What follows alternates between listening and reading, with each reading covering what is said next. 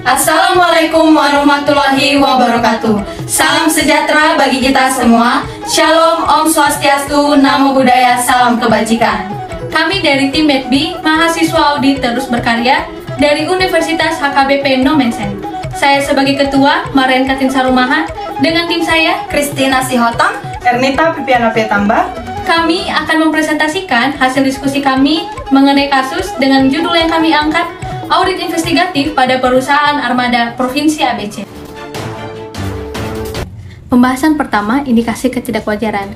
Dalam kasus perusahaan milik Pemprov ABC, terdapat indikasi ketidakwajaran, yaitu pada temuan penyimpangan berupa tunggakan biaya docking kepada dok perkapalan W.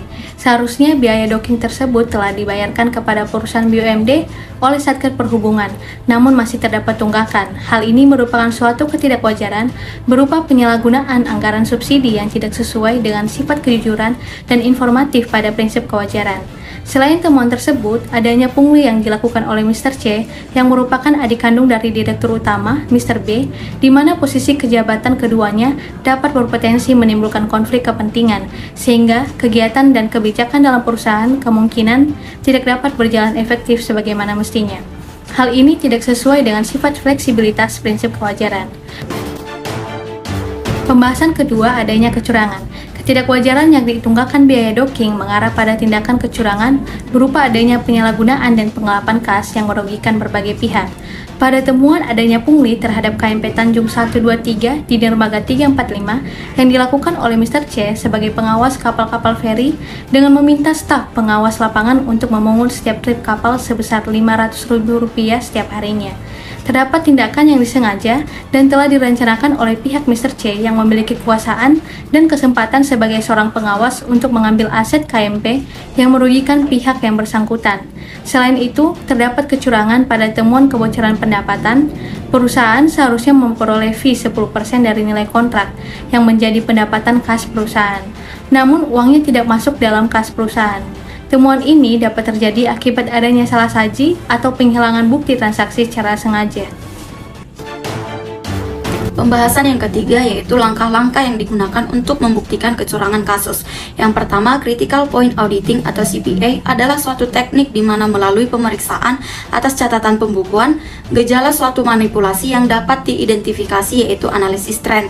Pengujian ini dilakukan atas kewajaran pada rekening buku besar dan laporan keuangan serta membandingkannya dengan data sejenis untuk periode sebelumnya maupun dari cabang-cabang perusahaan. Kedua, Job Sensitivity Analysis atau GSA adalah teknik analisis kepekaan pekerjaan didasarkan pada suatu asumsi. Oleh karena itu, manajemen harus diselidiki dengan baik untuk mengetahui motif melakukan kecurangan. 3. Audit internal adalah langkah yang harus dilakukan oleh personil dalam organisasi yang memiliki kompetensi kegiatan konsultasi objektif yang bertujuan untuk menambah nilai dan meningkatkan operasi perusahaan. 4. Audit eksternal adalah pihak luar yang membantu mendeteksi kecurangan di laporan keuangan perusahaan, memberikan opini, serta jika terjadi kesulitan, auditor internal dapat membantu.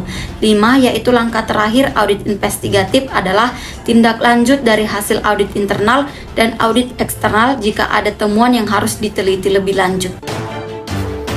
Pembahasan yang keempat, potensi kerugian yang ditanggung BUMD dan orang yang harus bertanggung jawab. 1. Potensi kerugian yang ditanggung BUMD. Menurut pasal 1 ayat 22 Undang-Undang Nomor 1 Tahun 2004, maka dapat diuraikan kerugian negara dari kasus sebagai berikut. Pertama, kekurangan uang. Terkait kasus, kekurangan uang tersebut antara lain dapat berupa selisih pembukuan uang atau barang pada pengelolaan kebendaharaan, membayar harga barang lebih mahal dari nilai yang seharusnya, menerima barang dengan nilai lebih rendah dari harga yang dibayar. Kedua, kerugian jumlahnya nyata dan pasti. Kerugian yang sifatnya nyata dan pasti mengenai nilai atau uang yang hilang dan harus diganti melalui perhitungan pembukuan. Kerugian negara sifatnya nyata dan pasti mengenai nilai suatu barang berdasarkan suatu keputusan lembaga atau pejabat sesuai ketentuan peraturan perundangan.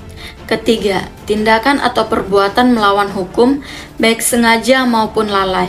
Kerugian yang diakibatkan oleh tindakan pungli dalam kasus berupa hilangnya kepercayaan masyarakat kepada pemerintah, rusaknya tatanan masyarakat, menciptakan masalah sosial, dan merugikan masyarakat. 2. Orang yang harus bertanggung jawab. Pelaku atau penanggung jawab yaitu pertama, bendahara. Mengacu pada pasal 59 ayat 2 Undang-Undang Nomor 1 Tahun 2004 yang menyatakan bahwa bendahara penerimaan adalah orang yang ditunjuk untuk menerima, menyimpan, menyetorkan, menata usahakan dan mempertanggungjawabkan uang pendapatan negara atau daerah. Bendahara pengeluaran adalah orang yang ditunjuk untuk menerima, menyimpan, membayarkan, menata usahakan dan mempertanggungjawabkan uang untuk keperluan belanja negara atau daerah. Dalam pernyataan pada kasus tersebut terdapat tunggakan biaya docking berupa penyalahgunaan anggaran subsidi oleh bendahara yang melakukan perkiraan penerimaan maupun pengeluaran yang disengaja secara teknis. Kemungkinan tidak adanya pelaporan yang teratur dan informatif terkait penyaluran subsidi biaya docking yang diterima dari Satker Perhubungan Darat Provinsi ABC. Kedua, pegawai negeri bukan bendahara atau pejabat lain. Dalam kasus, pejabat lain yang dimaksud adalah Mr. C melakukan jabatan sebagai pengawas kapal-kapal feri pada perusahaan yang dipimpin oleh saudara kandungnya, yakni Mr. B. Hubungan keduanya menimbulkan ketidakwajaran dan kecurangan yang berpotensi merugikan negara. Pembahasan yang kelima, pertanggungjawaban yang seharusnya kami lakukan sebagai auditor dalam kasus. Sebagai auditor, kami melakukan audit berdasarkan standar audit pada tahun 2014. Oleh karena itu, memungkinkan kami sebagai auditor memberikan opini untuk memastikan bahwa laporan keuangan dan informasi keuangan yang disajikan oleh perusahaan telah disusun secara akurat, transparan, dan sesuai dengan standar akuntansi yang berlaku. Kami sebagai auditor juga memiliki tanggung jawab atas kualitas audit, temuan audit, konsistensi, kerahasiaan, dan memantau temuan dalam kasus sampai memperoleh keputusan akhir. Selain itu, ada 5 jenis opini yang bisa diterapkan oleh auditor menurut Setianti pada tahun 2012 setelah selesai melakukan pengauditan laporan keuangan perusahaan, yaitu 1. Unqualified opinion, pendapat wajar tanpa pengecualian. 2. Unqualified opinion with explanatory language, pendapat wajar tanpa pengecualian dengan bahasa penjelas. 3. Qualified opinion, pendapat wajar dengan pengecualian. 4. Adverse opinion, pendapat tidak wajar. 5. Disclaimer of opinion, tidak memberikan pendapat. Pembahasan yang keenam yaitu teori pendukung kerangka berpikir. Pengembangan teori yang mendukung pada kasus yaitu yang pertama, pengaruh Freud-Demon. Freud-Demon merupakan suatu penyempurnaan dari teori Freud Triangle yang sebelumnya sudah dikemukakan oleh Krejci pada tahun 1953, yakni tekanan, kesempatan, dan pembenaran. Seperti pada kasus adanya pungli yang dilakukan oleh adik direktur utama di KMP Tanjung 123 Dermaga 345, di mana hal tersebut sudah mengesampingkan kebijakan internal perusahaan tersebut dan adanya dugaan kebocoran pendapatan pembayaran di mana perusahaan mendapatkan fee sebesar 10% dari nilai kontrak, namun uang tersebut tidak masuk ke dalam kas perusahaan.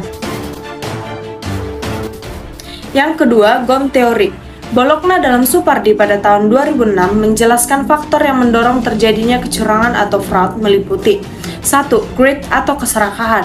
Dalam kasus diidentifikasi bahwa adanya pungli yang dilakukan oleh adik direktur utama di KMP 123 Dermaga 345. Hal tersebut merupakan bentuk penyalahgunaan jabatan untuk kepentingan sendiri. 2. Opportunity atau kesempatan. Terjadinya fraud karena lemahnya sistem pengawasan perusahaan tersebut, sehingga terjadi tunggakan biaya docking, pungli yang dilakukan oleh adik direktur utama di KMP 123 Dermaga 345, dan dugaan kebocoran pendapatan. 3. Exposure atau pengungkapan. Berkaitan dengan tindakan atau konsekuensi yang dihadapi oleh pelaku fraud apabila pelaku ditemukan melakukan fraud. Demikian pembahasan dari kami. Jika terdapat kesalahan penyebutan nama dan tempat, kami mohon maaf. Terima kasih. Horas!